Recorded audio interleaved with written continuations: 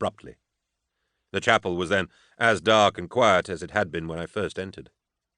I got to my feet. There had been no power in this place, no feeding source. What had started and woken the machines? It had to have been some signal from outside.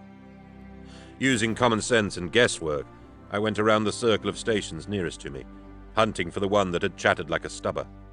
The most likely candidate was a bulky desk that seemed to have external and general gain Vox functions. But its keys were dead to my touch. On a whim, I got down on my knees and peered behind the desk. There were fixings where a basket hopper should have been sitting to catch the printouts. The hopper was missing. The sheaf of printout had fallen down into the dust under the desk. I scooped the sheaf out. It was about 9 meters long, punch-cut by the printer's jaws into shorter sections. Clearly, this desk had been disgorging printouts for some time without anyone around to collect them. The sections at the bottom of the spool were beginning to yellow. I looked them over, but they meant nothing. Tabulated columns of machine code in close, regular bands. Carefully, I laid them out on the travertine floor and rolled them tightly into a thick scroll. I was nearly finished when my Vox pipped. Aegis wishes Thorn, by half-light disabused, in administratum by heart. Scales fall from eyes, multifarious, the grasp of changelings. Pattern thimble advised. Pattern thimble acknowledged. Thorn arising by heart. Medea's words had told me all I needed to know. They had found something in the administratum, and they needed me back swiftly. There was danger from chaos all around. I should trust no one. I holstered my las pistol and tucked the printout scroll into my waistband. As I ran out of the annex and down the red-striped tunnel, I tugged my combat shotgun out over my shoulder and racked the slide. Chapter 18. Pattern Thimble. Going Rockside.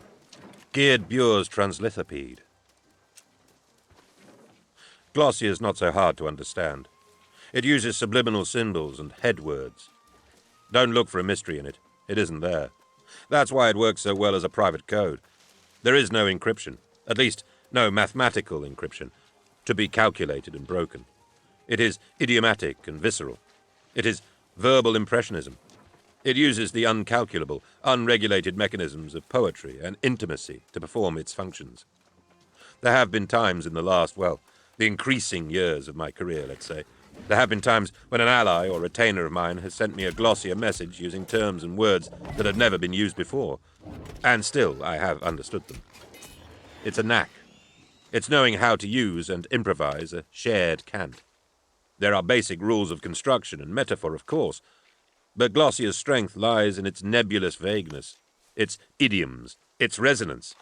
It is akin to the gut slang of the Erminos, who have replaced language with subtleties of skin color. Pattern thimble, for example. Pattern indicates a course of action or behavior. Thimble is a qualifier, disclosing the manner or mode of said action. A thimble is a small tin cap that you might use to protect your finger from the short, sharp stabs of a needle during darning. It wouldn't fend off, say, an atomic strike or a horde of gene stealers. But in the idiom of Glossier, it would seal you up against sudden, spearing close attacks. It is also quiet and unremarkable. And so, quietly, unremarkably, I slipped down the tunnelways of Kinchair Minehead towards the officium of the administratum. I was stealthy and secretive, and my motion tracker and shotgun were my thimble. Pattern thimble. Gideon Ravener had coined that particular phrase, adding it to the vocabulary of my Glossier. I thought of Ravener, alone in his plastic-sheeted cot on Thracian. My anger dimmed these last few months. Well. My motion tracker warned me into cover at a junction of transit tunnels, about half a kilometre from the plaza.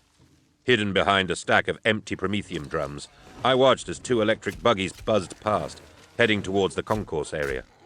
Bandleby was driving the lead one. There were 2 miners with him, and 3 more in the buggy behind. They all looked grimy and slovenly. There were more buggies in the plaza, parked out in front of the security office. I saw a couple of labourer types lounging in the building doorway, smoking low sticks. I slipped into the miners' welfare through the back. Medea and Amos were waiting for me in the shabby rec room billet. Well? We nosed around the administratum, said Amos. It wasn't even locked. Then the place started to crawl with Khalil's people, and we skedaddled, said Medea. Both of them looked tense and pensive. They see you? She shook her head. But there is a damn sight more than 20 of them. I counted 30, 35 at least. What did you find? Recent archives are non-existent, or they've been erased, said Amos. Nothing for the last 2.5 months. Not even a caretaking log. The sort of thing you'd expect Khalil to have been obliged to keep. He could be recording it at the security office. If he was following official protocol, it would have been automatically copied to the central archives. You know how anal the administratum is about keeping full records. What else? Well, it was a cursory examination. We didn't have much time. But Khalil told us Imperial Allied pulled out 9 months ago, and Ortog Prometheum followed them 2 months later. According to the archive, both corporations were active, working, and fully crewed as recently as 3 months ago. There's no record of any grave cases, nor any filed reports or memos about the possibility of such a problem. Khalil was lying. In all respects. So where is everyone? Amos shrugged. Do we leave now? Medea asked. I'm determined to find Bure, I replied. And there's something afoot here that really ought to... Gregor, Amos murmured. I hate to be the one to point this out, but this isn't your concern. Although I know full well you are as loyal to the Golden Throne now as you ever were, in most respects that matter, you're no longer an Inquisitor. Your authority is no longer recognized by the Imperium. You're a rogue. A rogue with more than enough problems of your own to sort out without involving yourself in this. I think he expected me to be angry. I wasn't. You're right. But I can't just stop being a servant of the Emperor, not just like that. No matter what the rest of mankind believes me to be. If I can do any good here, I will. I don't care about recognition or official sanction. I told you he'd say that, Medea sneered at Amos. Yes, you did. She did, he said, looking back at me. Sorry to be so predictable. Moral constancy is nothing to apologize for, said Amos. I took the scroll of paper I'd recovered from the annex and showed it to my old savant. What do you make of this? I told them what had happened in the sanctum of the machine god. He studied the curling sheaf for a few minutes, checking back and forth. There are elements of this machine code that I can't make out. Adeptus encryption. But, well, look at the text breaks. These are the filed records of regular transmissions from outside the minehead. Every 6 hours to the second. And the sanctum's dormant systems would wake up the moment an external transmission came in. In order to record it, yes. How long were the machines in life? I shook my head. 2, maybe 2.5 minutes. 2 minutes, 48 seconds? He asked. Could be.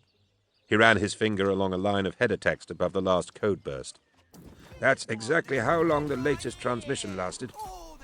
So someone's out there, outside the minehead on Kinchair somewhere, sending regular transmissions back to the Adeptus Annex. Not just someone. It's Bure. This is the Adeptus code form for his name. Amos leafed back through the sheets and studied the yellowest and oldest. He's been broadcasting for 11 weeks. What is he saying? I've no idea. The main text is too deeply codified. Mechanilingua A or C, or possibly some modern revision of one of the hexadecimal servitorware scripts. Possibly Impulse Analog version 9. I can't... You can't read it. That's enough for me. All right. But I know where he is. I paused. You do? Amos smiled and adjusted his heavy augmetic eyewear. Well, no. I don't actually know where he is, but I can find him. How? He pointed to a vertical strip of colored bars that ran down the side of each transmission burst. Each broadcast is routinely accompanied by a spectrographic report on the location of the transmitter. These colors are a condensed expression of the type, mix, and density of the rock surrounding him. It's like a fingerprint. If I had a good quality strata map of Kinchair and a Geologicae Allspex, I could track him down. I smiled. I knew there was a reason I kept you around. So we're going after him? Asked Medea. Yes, we are. We'll need transport. A prospecting pod, maybe. Can you handle one of those? Piece of cake. Where do we get one? Imperial Allied has an excursion terminal full of them, Amos said. I saw a schematic guide of the minehead screwed to a wall. I had seen just the same sort of thing, but I didn't recall a detail like that. It reminded me of the extraordinary photo memory Amos possessed. "What about the chart and auspex you said you'll need?" Medea asked. "Any prospector machine will have an onboard mineralogicae or geologicae scanner," said Amos. "That will suffice. A comprehensive chart, though.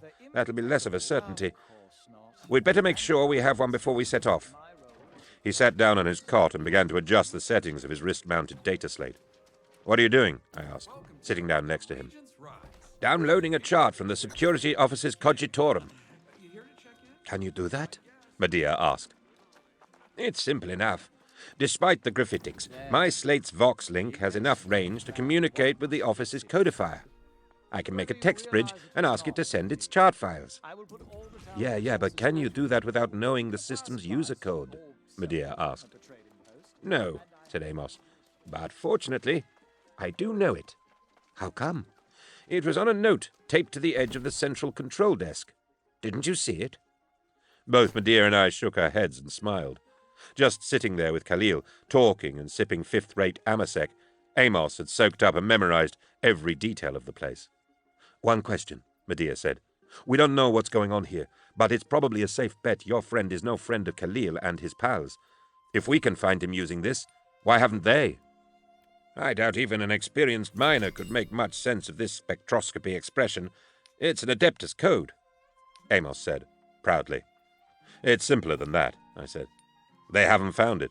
The annex was covered in dust, undisturbed. I don't think Khalil or any of his people have been into the annex. Fear of the Adeptus Mechanicus is a strong disincentive. They don't know what we know." In the night, they came to kill us.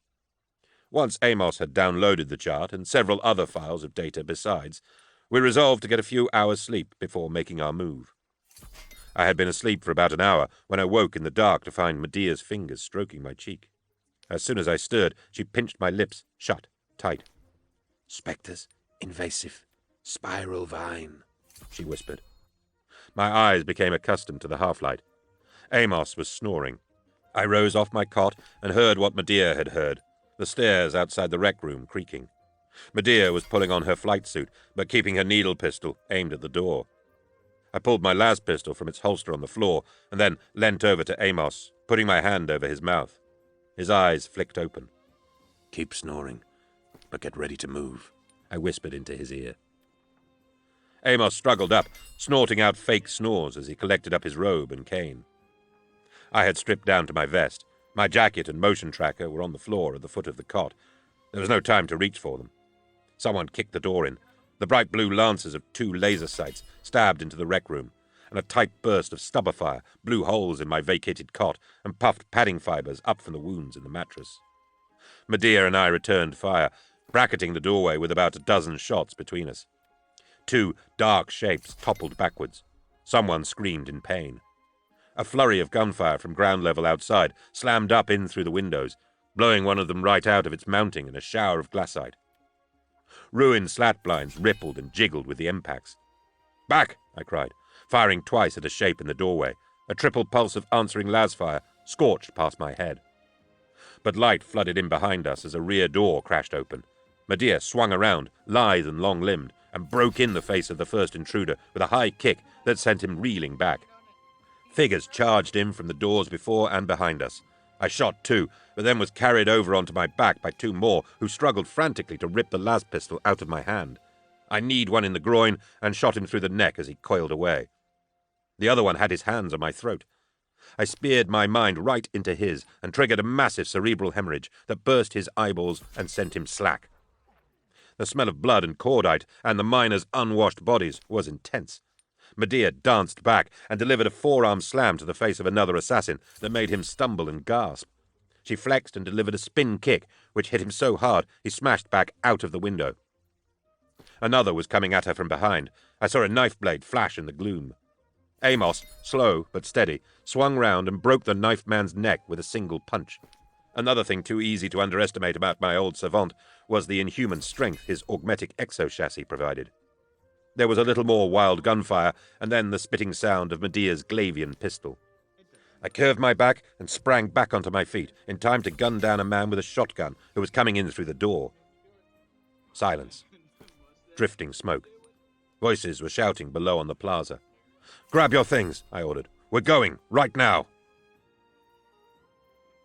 Half-dressed and lugging the rest of our kit, we scrambled down the back stairs. The body of one miner, shot by Medea, lay crumpled on the steps under the first landing. The front of his autogpromethium overalls was soaked with blood. There was a livid birthmark on the side of his awkwardly twisted neck. "Look familiar?" asked Amos. It did. "Didn't that creep Bandleby have a birthmark too?" Medea asked.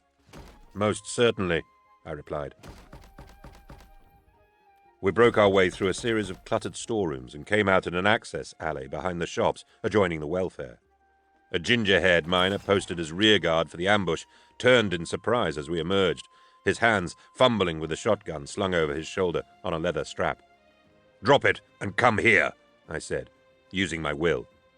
He tossed the weapon down and trotted over to us, his eyes glazed and confused. "Show me your neck," I willed again.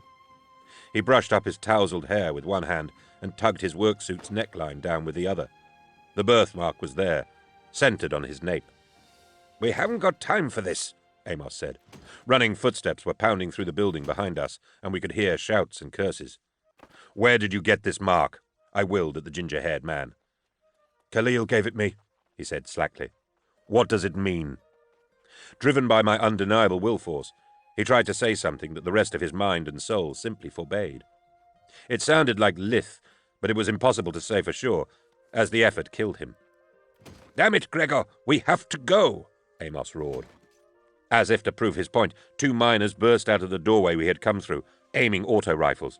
Medea and I whipped around as one and dropped them both, one kill shot each. Amos's faultless recall led us through the winding substreets of Kinchair Minehead to the massive, dank bulk of Imperial Allied. There was a hue and cry behind us, mixed with the whine of electric buggies. We ran across the plant's wide metal drawbridge, through a rockcrete gatehouse festooned with razor wire, and on down through the echoing entrance hall. Footsteps followed. The excursion terminal was a semicircular barn of corrugated steel, overlooking the mouth of the main working. 6 prospecting pods sat in oily iron cradles under the barn's roof. They were slug-shaped machines, painted in the silver and khaki colours of Imperial Allied. Each one had a rack of flood and spotlights mounted above the cockpit, and several large servo arms and locator dishes arrayed under the chin. "That one!" Medea yelled, heading for the third in line. She was still trying to fasten her flight suit properly. I carried my jacket and motion tracker. There had been no time to stop and get dressed. "Why this one?" I yelled, following her. "The power hoses are all still attached, and it's showing green across the board on the telltales. Unclamp the hoses." I threw my stuff to Amos, who hurried aboard behind Medea through the small side hatch and ran to where 3 thick power cables were attached to the multi-socket in the flank of the pod. Just as Medea had noticed, all the indicator lights above the socket were green. I twisted the valves and pulled them free, one by one. The last one was reluctant and needed a moment of brute force. Las shots spanked into the hull casing beside me. I jerked the hose free and then turned, firing back down the length of the barn terminal. The pod's attitude thrusters began to cough and wheeze as Medea brought the craft to life. Solid and las shots peppered around me. I ran to the hatch and climbed in. Medea was at the helm in the cramped cockpit. "Go!" I cried, slamming the hatch shut. Come on, Medea cursed at the pod's controls. The over-urged engines whined painfully.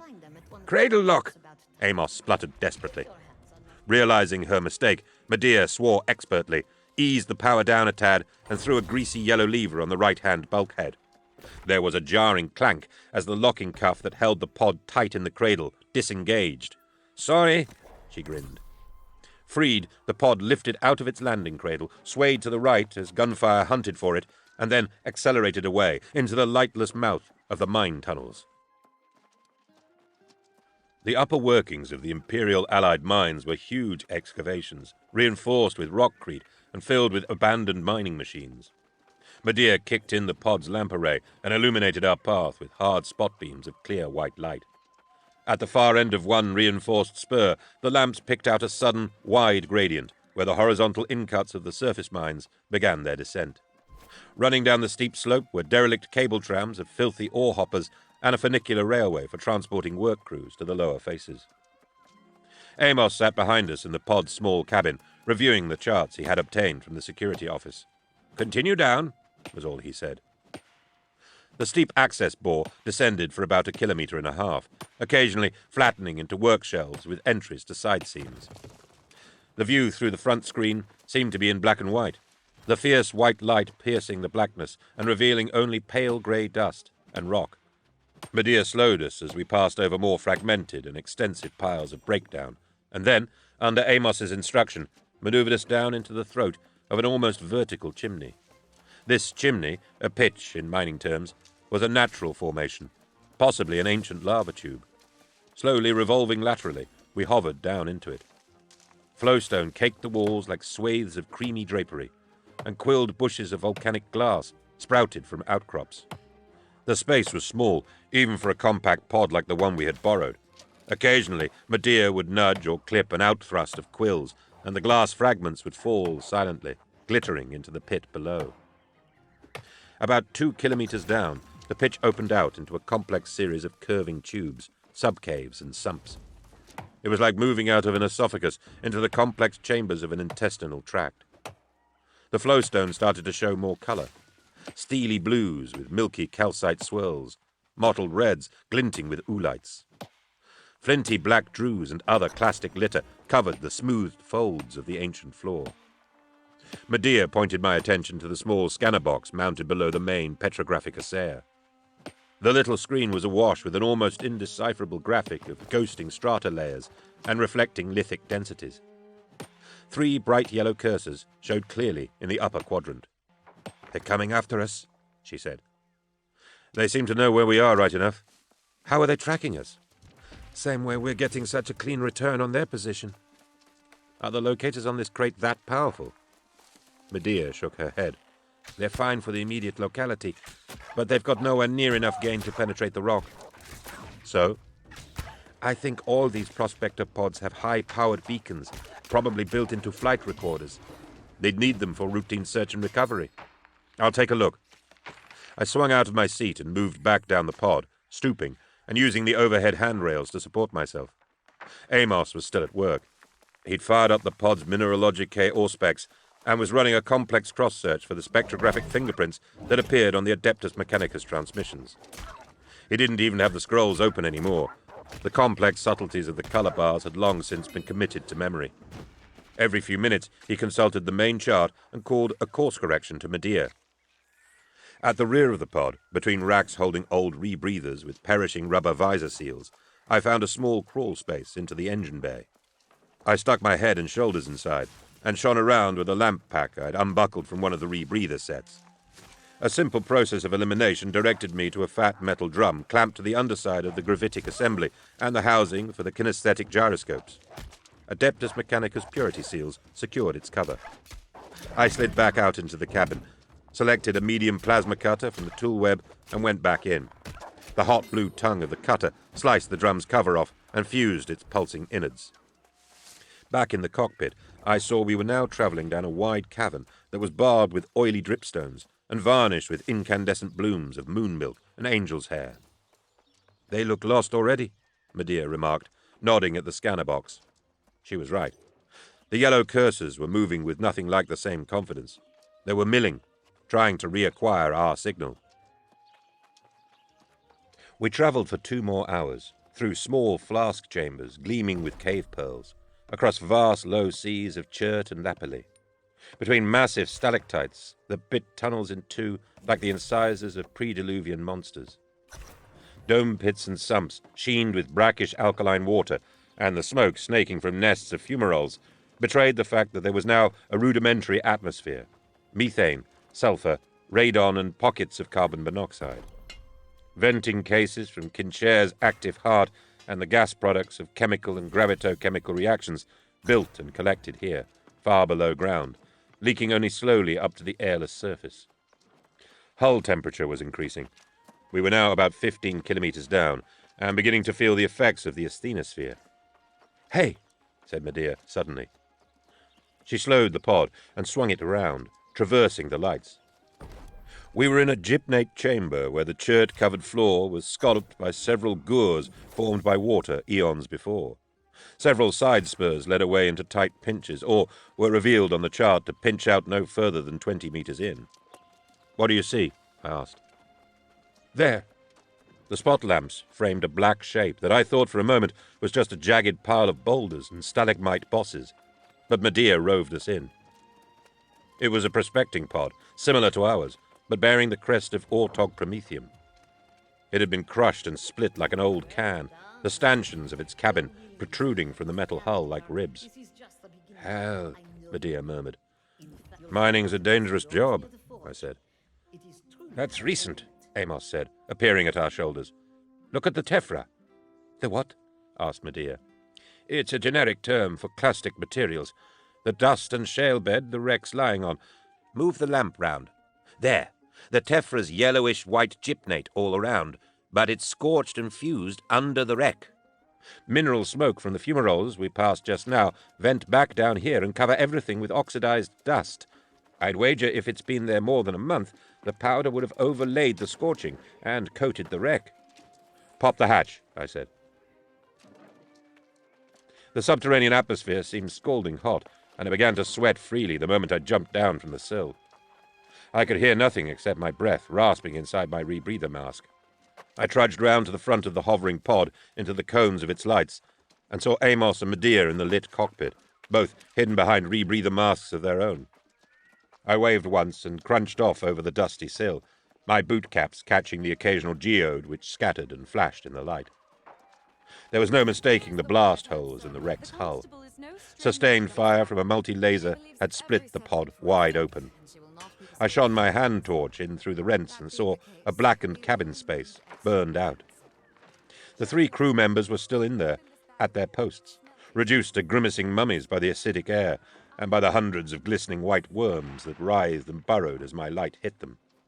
It figured that with its hot, wet, gaseous interior, Kinchair was a far from dead world. More troglodyte things scurried and squirmed around my feet. Long-legged metallic beetles and inflated, jelly-like mollusks, all drawn to this unexpected source of rich nutrients. Something moved beside me and slammed into my left hip. I fell hard against the broken hull, cursing that I hadn't been wearing my motion tracker. It came in again, and this time I felt a sharp pain in my left thigh. I kicked out with a mask-muffled curse. It was about the size of a large dog, but longer and lower, moving on lean hind limbs. Its skin was nearly silver, and its eyeless head was just a vast set of jaws filled with hundreds of transparent fangs. All around the maw, long sensory bristles and tendrils twitched and rippled. It lunged again, its thin, stiff tail raised high as a counterbalance. This thing, I guessed, was top of the food chain in Kinchair's lightless cavities. Too big to force its way inside the wreck to get at the corpses, it had been lurking outside, feeding on the carrion worms and mollusks that had congregated on the crash. With a twist of its head, it had a good grip on my left ankle. I could feel the tips of its teeth biting through the heavy leather of my boot. I managed to tug my shotgun from the scabbard on my back and shoot it through the torso at point-blank range. Viscous tissues and filmy flesh scattered in all directions, and the thing flopped over. By the time I had prized its jaws off my boot with my knife, the carrion eaters had begun to swarm over it and feed. We moved off again, down a gower-lined spur, and into a cavern breathtakingly encrusted with glass silk and billions of cave pearls. "There's been fighting down here," I told Amos and Medea, raising my voice to be heard over the recycling cabin air as we pumped the last of the coarse Kinchair gas soup out. "Who's fighting who?" I shrugged and sat back to tug one of the predator's broken fangs out of my boot leather. "Well," said Amos, "you'll be interested to know that the cavern with the wreck in it matched one of the spectroscope traces from the Mechanicus transmissions exactly." "How long ago?" "About 2 weeks." "So, Bure could have been the one who did the shooting." "Bure, or whoever's sending transmissions back to the annex." "But why would he take out a prospector pod?" I wondered aloud. "Rather depends on what the prospector pod was trying to do to him," said Medea. Amos raised his tufty eyebrows. "Most perturbatory." Another 3 hours, another 2 kilometers down. It was damn hot, and the air outside was thick with venting steams and gases. Fumaroles, some large, some in scabby clusters, belched black smoke into the caves, riddling some areas like honeycomb. Several caverns and dome pits were home to luminous acidic lakes, where the geothermals steadily simmered the water. Gorges and the occasional pitch showed flares of red light from lava rivers and asthenospheric cauldrons of molten rock. We no longer had to rely on the lamps. The cave systems were lit by streams of glowing magma, flaming lakes of pitch and promethium, and thick, sticky curtains and rafts of bioluminescent fungi that thrived in the heated ducts. The pod's air scrubbers were no longer able to remove the scent of sulfur from the cabin air, and the cooling system was inadequate. We were all sweating, and so were the interior walls of the cabin. Condensation dribbled down the bare metal of the hull's inner skin. "Dead stop, please," Amos said. Medea cut the thrusters and let us coast slowly over a seething lake of lava that radiated a glare of almost neon brilliance from beneath its blackened crust. Amos checked the chart against the spectroscope readings that the Mineralogicae Assayer was sending to a small repeater screen in the cabin bay. "This is it. The source location for the last transmission." "You're sure?" I asked. He gave me a withering look. "Of course." "Swing us around slowly," I told Medea. We craned to look out of the pod's front ports, playing the lamp array up and down to make sense of the stark shadows in the cavern walls. "What are those? Tube tunnels?" "Auspex says they pinch out in a few hundred meters." "God, Emperor, it looks pretty primordial out there." Medea wiped a trickle of perspiration out of her eyes. "What's that the lights are catching there?" Amos peered to where I was pointing. "Amygdules," he said. "Cavities filled with quartzes or other secondary minerals." "Okay," said Medea, unscrewing the stopper of a water flask. "Seeing as how you know everything, what's that?" "Well, most perturbatory." It was a hole, perfectly circular, 30 meters in diameter, cut into the far rock wall. "Edge closer," I said. "That's not a natural formation. It's too precise." "What the hell made a hole like that?" Medea murmured, nudging us in. "An industrial mining drill could—" "This far down? This far from any mine infrastructure?" I cut Amos short. "Look at this place. Only sealed units like this pod can function at this depth." "Barely," Medea commented ominously. She was keeping a weather eye on the hull integrity readout. Amber runes were twitching on and off. "It's deep," I said. I looked at the display for the forward scanners. "Goes off as far as we can read and maintains its shape and size." "But it's cut sheer through igneous rock, through the side of a 40-kilometer square batholite. That's solid anthracite." There was a note of confusion in Amos's frail old voice. "I've got tremors," said Medea suddenly. The needles on the rolling seismograph had been scratching away for a good hour or more, such was the background instability this deep down. But now they were scritching back and forth wildly. "There's a pattern to them," Amos said. "That's not tectonic. That's too regular. Mechanical, almost." I paused for a moment, considering our options. "Take us into the shaft," I said. Medea looked at me, as if she was hoping she'd misheard me. "Let's go." The cut shaft was so perfectly circular, it was scary. As we sped down, we could see that the inner surface of the tube was fused like flowstone, with radiating patterns of furrows scooped into it.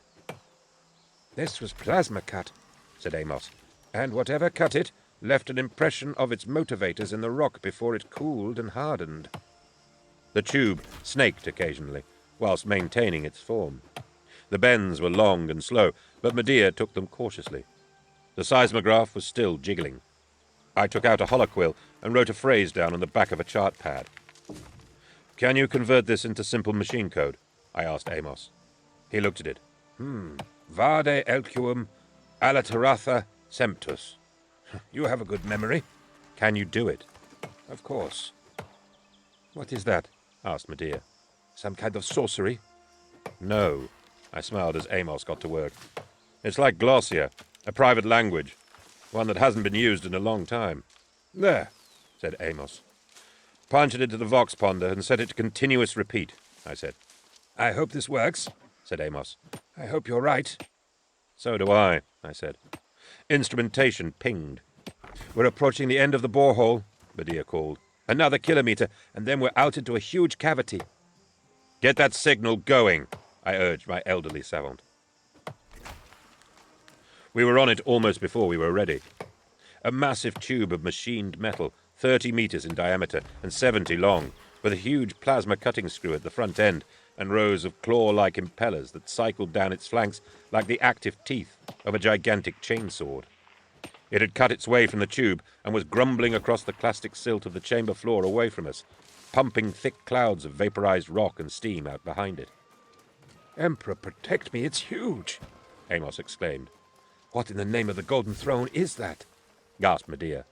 Slow down, I cried, but she was already breaking us back behind the Leviathan. "Oh, crap," said Medea. Recessed hardpoints along the giant's flank had swiveled and opened, and multi-laser batteries had popped out to target us. I grabbed the Vox set's hand mic. "Vade elquum alliteratha semptus," I yelled into the mic. "Vade elquum alliteratha semptus." The weapons, which could have obliterated us in a single salvo, did not fire. They remained trained on us, however. Then, heavy shutter doors on the back end of the enormous machine opened slowly, revealing a small, well-lit hangar space. "We won't get another invitation," I told Medea. With a worried shrug, she steered us inside. I led the pair of them out of the pod into the arched dock bay. The shutters had locked shut behind us, and pungent sulphurous fog pooled around our feet as it was pulled out of the bay by chugging air processors. The bay was of a grand design, fluted with brass fittings and brushed steel. There was a brand new prospector pod, painted oxide red, in the docking cradle next to the one that had received our singed specimen. 3 other cradles, new and black with oil, lay vacant. All the light came from phosphorescent gas filaments in caged glass hoods around the room, and the effect was a flickering, lambent glow. An iron screw stair with padded leather rails led up to a boarding platform above us. "That's a good sign," I said. The bas-relief roundel of the Adeptus Mechanicus was visible above the inner door lock on the platform. We all started as long servitor arms whirred out from compartments in the walls. In a second, 6 were trained on us. 2 with Auspex sensors sniffing us, and 4 with weapon mounts.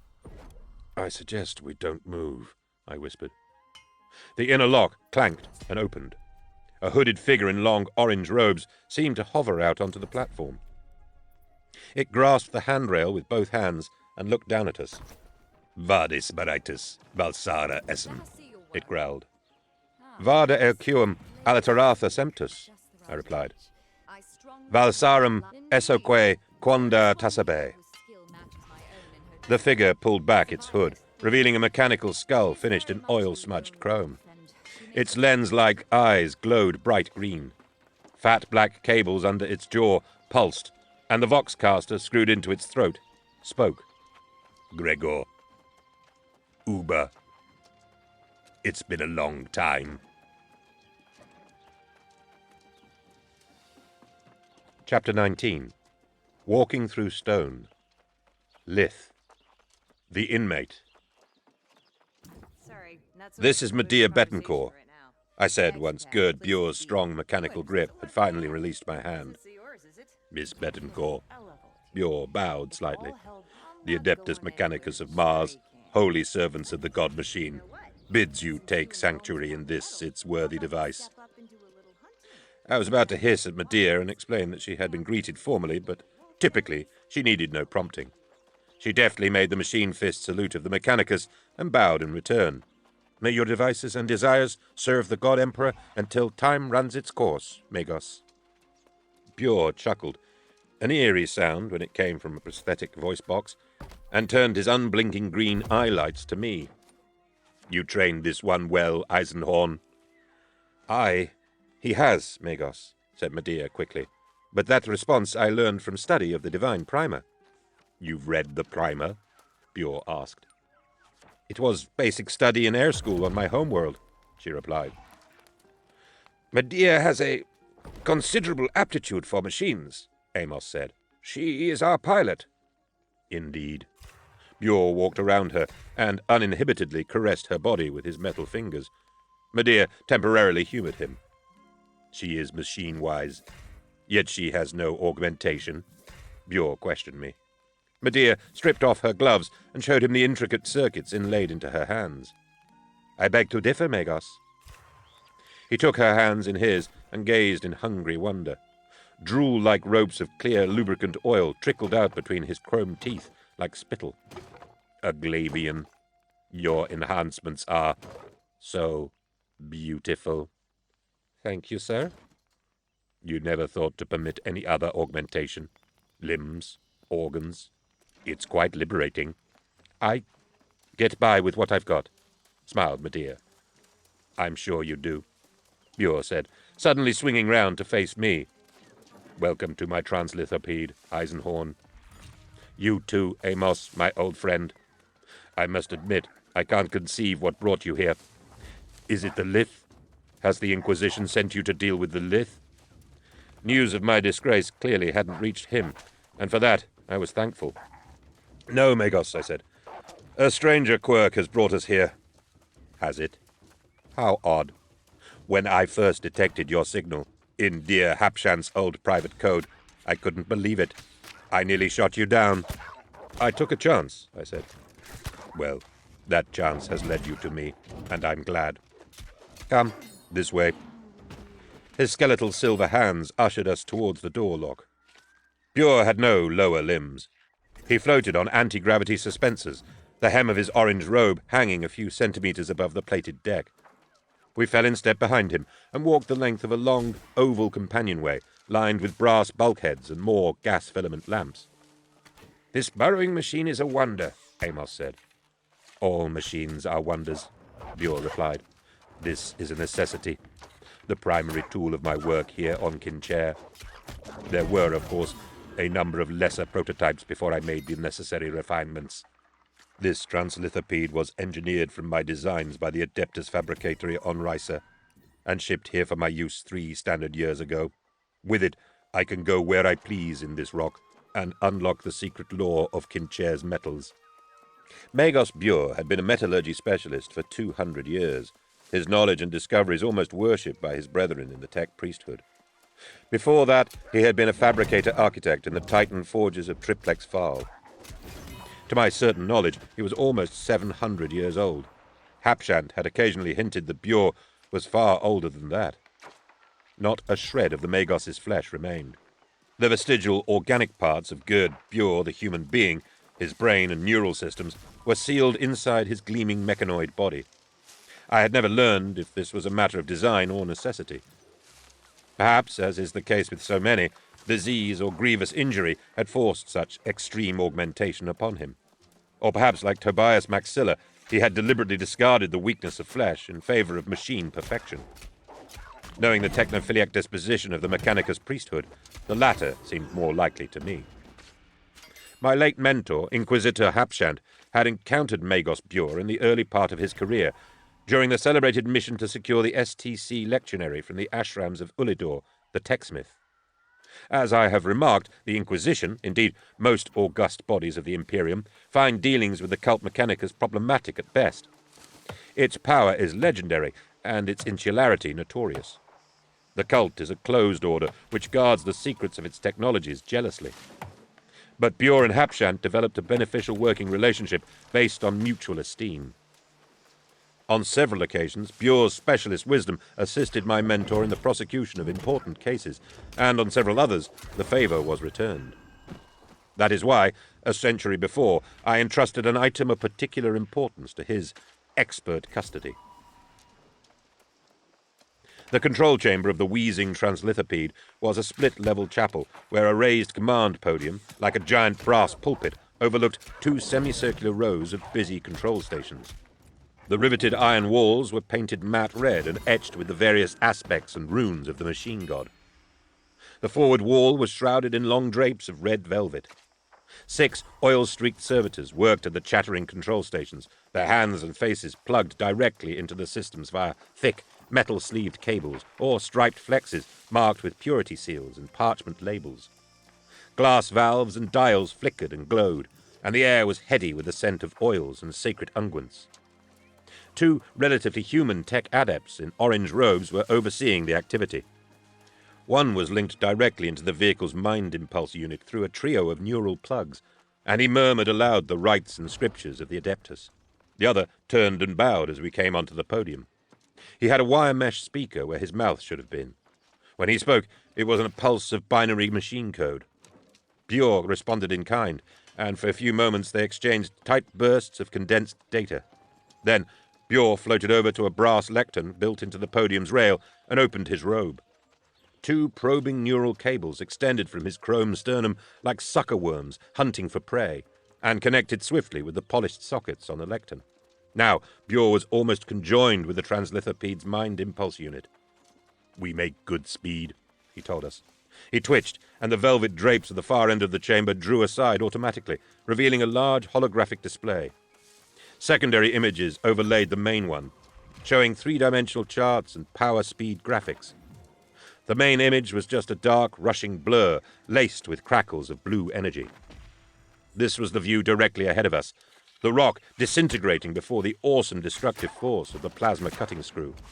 We were traveling straight through solid rock. "Perhaps it's time we discussed what's going on here," I said. "We hunt," said Björk. "You've been hunting for a long time, Magos," said Amos. 11 weeks now. What are you hunting for?" "And why is Kinchair Minehead derelict?" I added. Björk paused as he selected the correct electrographed memory. He was almost lost in the euphoria of mind-impulse union. 92 days ago, as far as I am able to reason it, an independent prospector called Farluk, working under license for Ortog Prometheum, returned from a long tour of Assay Rockside and presented his masters with a unique discovery. They tried to keep it secret for a while, hoping, I believe, to exploit it for their own ends. That error in judgment was costly. By the time they realized their mistake and shared their data with the Adeptus, it was already too late. "What had Farluk found?" asked Amos. "It is called the Lith. I have not seen it, but I have studied extracts recovered from the bodies of tainted men." "Recovered?" breathed Medea, unnerved. "Posthumously. The Lith is a hyperdense geode of approximately 700 tons. It is, as I understand it, a perfect decahedron, 4 meters in diameter. Its mineral composition is exotic and inexplicable, and it is alive." "What? Magos alive?" "Sentient, at least. It is infused with the wretched filth of chaos. How long it has lain undiscovered in the depths of this world I do not know. Perhaps it has always been here, or perhaps it was hidden in pre-imperial times by unknown hands to keep it safe, or to dispose of it. Perhaps indeed it is the reason Kinchair has broken from the order of its stellar dance and drifted, rogue and wild, through the stars. I had hoped initially to find it and recover it. Its composition alone promised a wealth of precious knowledge. But now I hunt for it, simply to destroy it." "It has corrupted this world, hasn't it?" I said. "Completely. As soon as it came into contact with men, it began to twist their minds with its malign power. It subjugated them. The Ortog work teams sent down to examine it were the first. What is, to all intents and purposes, a cult sprang up spontaneously. Each initiate had a splinter of rock shaved from the Lith buried beneath his skin in a simple, brutal ritual. We've seen the marks. Disorder spread through Kinchair Minehead as the cult grew. The Lith couldn't be moved, but splinters were brought up and used to infect more and more of the workforce.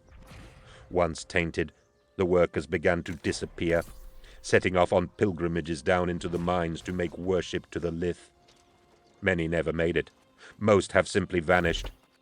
I've tried to follow their tracks, sometimes encountering hostile cult elements bent on protecting their deity. But Farluk's original data is unreliable. I cannot find the Lith's true location. I fear it is just a matter of time before the cult manages to extend its reach beyond Kinchair. Or they will complete some arcane task instructed by the Lith and awaken its power in full. Or allow it to connect with its own kind. We considered this grim possibility for a moment. Amos quietly pulled up an entry on the screen of his data slate, unclipped the device from his wrist, and handed it to Bure. "Does this help?" he asked. Bure stared at the slate. His green eye-beams dilated into hard, bright points. "How in the name of the warp-smiths did you—" "What is it?" I asked, and stepped forward. "The location of the lith," said Amos proudly. "How did you get this?" Bure cried, his vox undercut by excited binary chatter. "The cult needs to know where it is. The reference was clearly marked in the charts I downloaded from the security office. I didn't realize its significance until now." "You just downloaded this?" Bure said. "I believe they thought they had no reason to hide it.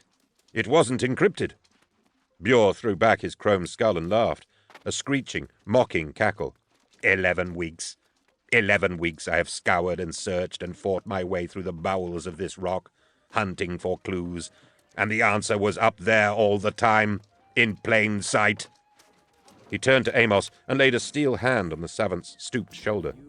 "I have always admired your wisdom, Uber, and recognized why Hapshant valued you so. But now I realize that great wisdom comes from simplicity. It was luck, nothing more. It was bold simplicity, savant. A moment of direct, clear thought that quite dwarfs my labors down here." "You're too kind," Amos mumbled. "Kind? No, I am not kind." Bure's eyelights swelled and flashed. "I will cut my way to the heart of the lith, and then its spawn will see how unkind my soul can be." 2 hours later, after Bure's servitors had taken us to a sparely furnished cabin and provided us with flavorless, odorless nutrient broth and hard cakes of fiber bread, we were summoned back to the control chamber. Outside, a small war was going on. I had already sensed we had decelerated from tunneling speed by the reduced throb of the impellers, and now I saw why. We had bored out of the rock into a towering vault lit by spurting pools of magma and flaming spouts of gas. On the chamber's holographic screen, I could see distorted, jarring images of the cavern outside. Silent laser fire was jabbing at us. Bure was linked to the podium's lectern.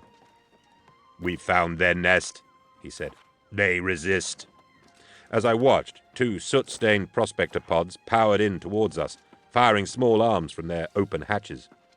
Bure nodded to one of his tech adepts, and the shriek of multi-laser blasts rang through the hull. One pod exploded in a ball of light.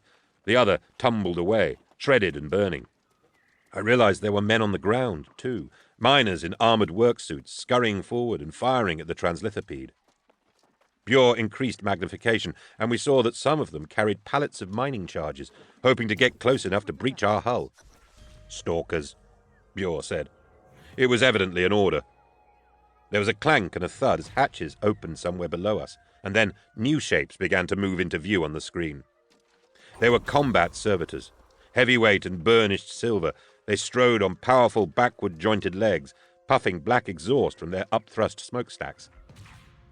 Cannons in their upper limbs jerked with pneumatic recoil as they systematically targeted and cut down the cultists. "Stalker 453, left and target," Bure murmured. They were all slave to his direct control. One of the stalkers retrained its weapons and gunned 4 more cultists down. The charge load they had been hefting exploded in a bright flash that blacked out the display for a second. When the hollow image returned, the stalker was already pacing on after new targets. "Stalker 130 and Stalker 252, fan right. Opposition in cover behind that stalactite mass." "Oh, great Emperor," said Amos suddenly. "Some of them are unarmored." It was true. A good many of the men assaulting us wore no shielding or environment armor. Their clothes were charred to black rags, and their flesh was blistered and raw. Some force was keeping them active and functioning in this great infernal depth where no living thing should have been able to survive unprotected. Not the pressure, the extreme heat, not even the toxic, corrosive atmosphere was stopping them. The taint of the lith had transmuted them into denizens of this underworld. The wave of stalkers strode forward inexorably, and the translithopede followed them slowly, its impelling lines of adamantium cilia dragging it across the cavern rock. The multi-lasers fired again, destroying another vehicle, a large ore transporter that had been attempting to crash itself into our machine. The mighty plasma screw churned again and ruptured apart a curtain of massive dripstones. Drizzles of dust obscured our picture for a few seconds. When it cleared, we saw the true horror and realized the ultimate blasphemous fate of Kinchair Minehead's population. The blasphemy was huge, a writhing mound of baked raw flesh and cooking bone. One by one, the tainted workers of Kinchair, even Bure's corrupted brethren from the Adeptus, had come down here to willingly contribute their organic matter to this mass. As the translithopede came into view, it rose up, forming a great rearing worm of red ooze and blackened meat 50 meters high. A ghastly mouth, big enough to swallow a prospecting pod, gaped wide in its cresting head, and it belched a vast ball of flaming gases at us. The translithopede shook, warning hooters sounded, and the picture was lost. One control station below exploded, throwing its servitor to the deck. Smoke billowed through the chamber. Such power, Bure marveled, emotionless. The whole machine lurched again, more violently, and we stumbled, despite the internal gravity systems and inertial dampers. The screen image restored, jumping for a brief moment, enough to see that the blasphemy seemed to be coiling itself around us. The hull creaked and protested. Minor explosions rang out from lower decks. Plated seams bulged and several rivets flew out like bullets. Bure! I will break it. I will cast it out. Bure! In the name of the Emperor! He wasn't listening. All his efforts were focused on the mind impulse link driving the translithopede, on the orchestration of his stalkers as they rallied to counterattack the monstrosity. His confidence in the supremacy of the machine over all things was blinding him to the very real possibility that the formidable cult Mechanicus had just met its match. I turned to Medea and Amos. "Come on!" I cried. We were halfway down the translithopede's main companionway, heading towards the rear of the great machine, when a still more violent impact shook it. Without warning, the inertial dampers failed, and we tumbled as the burrower was rolled onto its side. The glass mantles of the gaslights smashed, and weak flames sputtered and danced along the walls. There was a further series of terrific impacts. We got to our feet, now forced to use the curving wall as a floor. The pulsing shriek of the multi-lasers was by then a constant noise outside. Red warning lights were flashing in the arched dock bay. Our pod had been torn from its cradle by the latest impact and lay crumpled on its side, reclining against part of the roof arching. But the oxide red pod was still safely locked in place. Medea and I jumped down from the dock's inner hatch onto the ceiling, but Amos called after us. "I can't make that jump," he protested. I knew he was right. "Then seal the hatch and get back to help Bure." "The Emperor protect you both," he shouted as the hatch closed. Power cables that had once lain on the deck now dangled like ropes. Grabbing one each, we began to rappel up towards the pod and its cradle. We were halfway there when the world seemed to shudder again, and the translithopede righted itself violently. Medea and I went sprawling, loose debris skittering all around us. I had barely enough time to dive and heave Medea aside before our own wrecked pod came crunching back down the wall, slamming sideways onto the floor. Another lurch, and the deck tipped the other way, out of true by about 20 degrees. The unanchored pod began sliding across the deck towards us. "Get in!" Medea yelled. "Get in!" She had the side hatch of the red pod open and dragged me halfway inside. A moment later, and the translithopede rocked back 30 degrees in the other direction. The loose pod immediately squealed back across the deck and crashed into the wall bulkheads. I was dangling by my hands from the open hatch. "Crap! Get in! Get the hell in!" Medea wailed, fighting to hold on to me. I grunted and swung my legs up so that my toe caps caught the doorsill. With a further effort, I managed to pull myself up, and Medea slammed the hatch. There was still more shaking and rocking. We clambered into the seats of the pilot station in the low cockpit and strapped on the harnesses. Medea was keying the pod's drive ignition when the translithopede inverted again and left us hanging in our seats by the safety straps. The pod was now locked in its cradle on the roof. "This will be fun," Medea laughed aggressively. She had sent a remote command to open the dock bay's shutter doors. Then she powered the pod's engines to full thrust and disengaged the cradle lock. For a dizzying second, we dropped, upside down, like a rock. Then she hit the thrusters and looped us. We missed the dock bay roof by a hand's breadth and flew out through the opening shutters, even as the entire translithopede rolled over again. The blasphemy had wrapped itself around Bure's great subterranean burrower with constricting coils. It thrashed and shook the machine, and I could clearly see the armored hull beginning to buckle and crumple. There were smoking sockets where some of the multi-laser batteries had been ripped away. The stalkers were converging on the wrestling giants, strafing the Chaos Worm with furious barrages. The remains of several lay crushed where the translithopede had rolled on them. Medea banked us around, trying to familiarize herself with the control layout. "What do we do? I take it you've got a plan?" I shook my head. "I'm working on it." Bure's pod was unarmed. I know this because I checked feverishly the moment we were airborne, and there was nothing that might be turned into an offensive weapon apart from a mining laser under the chin of the cockpit. A mining laser with fierce cutting power and a range of about 5 meters. "Take us deeper into the cavern," I said, consulting the display on the pod's geologicae auspex. "Away from the fight? We can't engage that thing, so we find the lith instead. And that return has got to be it." There was a pulsing cursor on the screen, big, unmistakable. Cultists on the cave floor blasted at us as we zipped over them and headed down the long volcanic cavern. Spumes of pyroclastic wrath detonated up from the lava lakes and threatened to envelop us. Then we saw the lith. It had been buried in a plug of obsidian jutting from the cavern wall, but serious excavation work had been done to reveal it. Heavy mining pods and anti-grav drill platforms sat on the ash slopes below it, and the ground was covered in fragments of obsidian.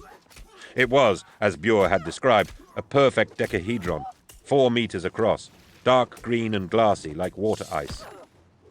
It glowed with an inner light. Even from a distance, it felt malevolent. I sensed an unnerving tickling at the edge of my psychic range. Medea looked sick. "I don't want to get any closer," she said suddenly. "We have to." "And do what?" I wondered if we could cut it with the mining laser. I wondered indeed if that would do any good. I doubted we would make much of a dent in it, even if we power-dived the pod at it. Yet, the cultists had shaved splinters from it to promulgate their evil. It was vulnerable, unless it had somehow allowed the splinters to be removed. We certainly couldn't move it. I could feel it now, whispering in my head. There were no words, just a murmur that chilled my spine. Insidious. Slow. Slow like eons of geological time. Slow like a glacier or a tectonic plate. It spoke softly and without haste, gently unfolding its seductive message. It had no need to rush. It had all the time in the galaxy. The pod yawed wildly. I started and looked around. Medea had lost partial control because she had turned to be violently sick over the side of her seat. Her skin was blanched, and she was panting and sweating. I can't, she gasped. "Don't make me go any closer." She had reached her limits. I leaned over and put my hand against the side of her head. "Sleep," I said softly, using the will.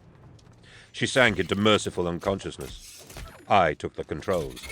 I was no flyer like Medea Betancourt, and for a moment I thought I was going to dive us nose first into the lake of bubbling magma as I fumbled with the actuators. But Medea's late father had trained me well enough. I swooped low over the pool of molten rock, creating a shockwave vortex in the brimstone, and banked around a massive anthrogate column that rose up into the jagged roof. There was just a last wide lake of fire between me and the ash shore where the lith was exposed.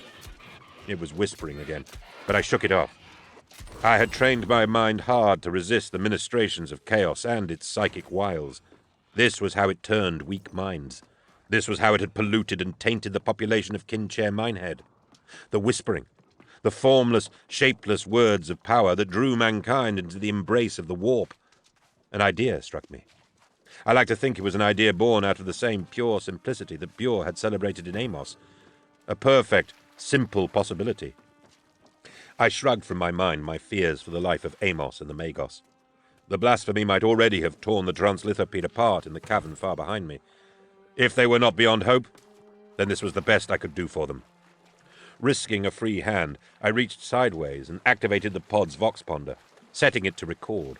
Then, concentrating on my steering once more, I began to speak, clearly and loudly, dredging words up from my memory. Long ago, on my birth planet, Dekir's world, as a child, standing in the long hall of the primary Skolam with the other pupils, reciting together. A collision warning blared, and I veered to the left in time to glimpse a prospecting pod that filled my cockpit windows for a moment before racing past. 2 bright yellow cursors had appeared on my Auspex display. The beacon locators of prospecting pods, like the ones that had chased us into the mine system. The one that had tried to collide with me was turning wide over the lava lake. The other was coming in on an intercept course. I swung round to face it, and then gulled away at the last minute. The pass was close enough to see the Autog Prometheum symbols on its flank. Close enough to see Enforcer Khalil's face through the cockpit ports. The first pod, an Imperial Allied symbol just visible through the heat-flaked paint, came in and blocked my route to the shore and the Lith. Its driver, unidentifiable, had smashed the window lights out and was firing a las carbine out from the cockpit. Despite our comparative speeds, I felt several shots land home, banging into the pod's fuselage. I steered away, trying desperately not to break my recitation as I concentrated on the air duel. I began to chant the words like a mantra. As I turned from the Imperial Allied pod, I met Khalil's vessel head-on. I rolled hard to evade, but still we clipped, and the whole pod shook. Warning lights lit up across the control console. I had thruster damage and reduced maneuvering ability. The lava lake flashed up to consume me, but I climbed hard away from the ash beach. All the while, my recitation continued. The Imperial Allied pod was on my tail, streaking the air with las shots. We whipped hard around the Anthrogate pillar, but I couldn't shake him. I tried to think what Medea would do, what Midas would have done. For a moment, my words faltered as I planned and executed my frantic response. The pod was right behind me. I braked hard and managed to spin the anti-grav machine in place using the attitude jets, dropping my nose as if curtsying to my attacker. And I ignited my mining laser. The Imperial Allied pod was far too close to my rear to effect a turn or a brake. I think he was trying for a collision, but I was just too high for him. He ran in under my hull at full thrust, so close he tore the lighting array and the Auspex antennae off the underside of my pod. He also ran straight through the incandescent spear of my mining laser. It sliced the Imperial Allied pod lengthways and sent the disintegrating halves spinning away into the white-hot magma below. My pod was half crippled now from the pair of impacts. I continued my recitation, hoping the brief lapse wouldn't matter. With its antennae gone, the Auspex was blind, but I could see Khalil anyway. He was gunning across the lake straight for me. I hovered in place. There was a time for action and, as I had already gambled, a time for words. I switched off the voxponder and keyed the open channel. Khalil? Horn. Not Horn. Inquisitor Eisenhorn. Silence. He was 200 meters and closing at a speed that would wipe us both out. I pressed the vox mic close to my mouth and used every shred of my will. Don't, I said. The Autog Prometheum pod veered and then dived straight down into the lava lake. A halo of fire broke up from the slow, undulating splash it made in the liquid rock. I limped my pod over to the ash beach and set down about 20 meters short of the Lith. Medea moaned in her sleep. I dreaded the dreams that might be boiling through her subconscious. "Get out of my head," I snarled aloud at the Lith's persistent whispering. It took me a moment to rewind the voxponder recording and set it to a continuous loop. Then I diverted its signal into the echo-sounding sonar system that the pod used to supplement its Auspex in assay and location work.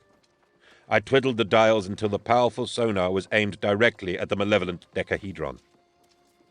Conveyed in fierce ultrasonic pulses, my recording blasted the Lith, the Emperor's prayer of abrogation against the warp, learned by rote by every good schoolchild of the Imperium, an innocent blessing against the darkness, a banishment of chaos. I doubted it had ever been used so actively.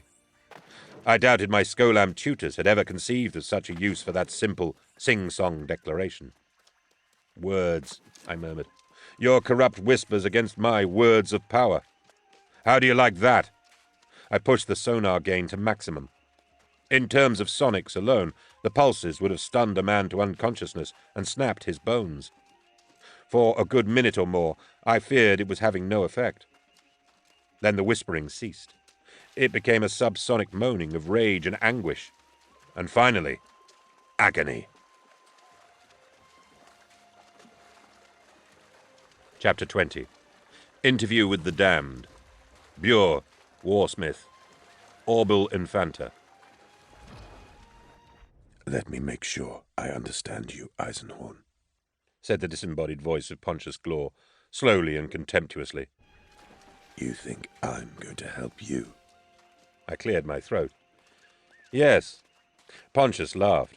Synapse leads connected to the gold circuits of his engram sphere flashed in series. I didn't think a man of such studied dullness and sobriety as you would have the ability to surprise me, Eisenhorn. My mistake. You will help me, I said, quietly but emphatically. I brushed frost from the grilled steps and sat down facing his casket. It was claw-footed, rectangular, compact and filled with complex technology designed for one purpose: the support and operation of the engram sphere, a rough-cut nugget the size of a clenched fist in which resided the intellect and perhaps the soul of one of the most notorious heretics in the Imperium. Pontius Glor, dead in body for nigh on 300 years, had been in his physical life one of the more unwholesome products of the powerful Glor dynasty. That family line, part of the high nobility of Gudrun, had whelped many heretics in its time, the last of whom had been instrumental in the affair of the Necrotuke. Supported by the considerable efforts of Imperial Navy security, I had all but crushed their poisonous lineage, and in the process had captured the engram sphere of Pontius Glor. His family and their minions had attempted to sacrifice thousands of innocents in order to restore him to physicality. That, too, I had denied. Once the affair had ended, I had been left with this casket full of heretical spite.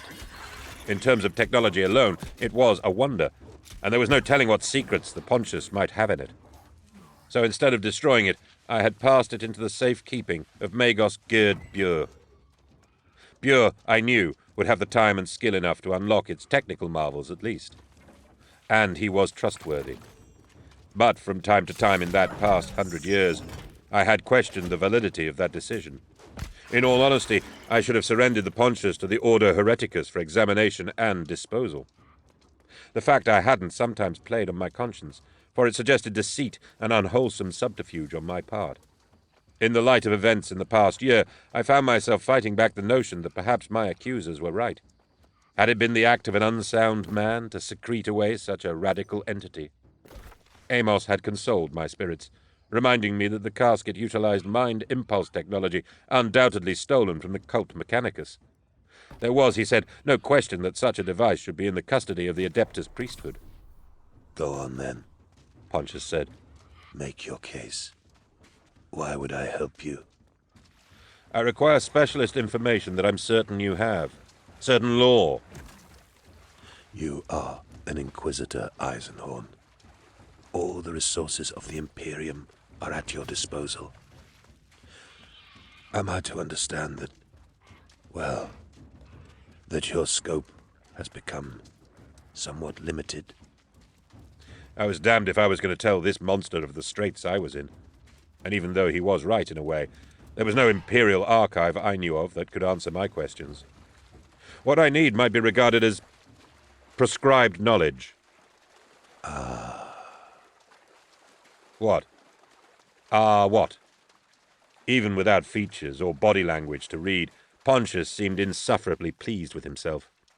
So, you finally reached that place. How wonderful. What place? I felt uncomfortable. I had been planning this interview for months, and now control was slipping entirely to Glor. The place where you cross the line. I have... All Inquisitors cross the line eventually. I tell... All of them. It's an occupational hazard. Listen to me, you worthless... Methinks Inquisitor Eisenhorn protests too much. The line, Gregor. The line. The line between order and chaos. Between right and wrong. Between mankind and man unkind. I know it because I've crossed it. Willingly, of course. Gladly. Skipping and dancing and delighting. For the likes of you, it is a more painful process. I rose. I don't think this conversation is going anywhere, Glor. I'm leaving. So soon? Perhaps I'll be back in another century or two. It was on Quenthus 8, in the spring of 19.M41. I paused at the cell hatchway. What was? The moment I crossed the line. Would you like to hear about it? I was rattled, but I returned to my seat on the steps. I knew what he was doing. Imprisoned in his casket without touch or smell or taste, without any sensory stimulation, Pontius Glor craved company and conversation. I had learned that much during my long interrogations of him aboard the SN 10 decades before, during the voyage to the remote system KCX 1288. Now he was simply feeding me morsels to make me stay and talk to him. However, in 100 years of captivity, he had never come close to revealing such intimate details of his personal history. 19.M41. A busy year. The buttress worlds of the far eastern rim were resisting a holy warg by the greenskins, and 2 of the high lords of Terra had been assassinated in as many months by disaffected imperial families. There was talk of civil war. The subsector's trader markets had crashed. Trade was bad. What a year. Saint Drach was martyred on Corinth. Billions starved in the Besnos famine. I have access to history texts, Pontius, I said dryly. I was on Quenthus 8, buying fighters for my pit games. They're a good breed, the Quenthi. Long in the hams and quite belligerent. I was perhaps 25. I forget exactly.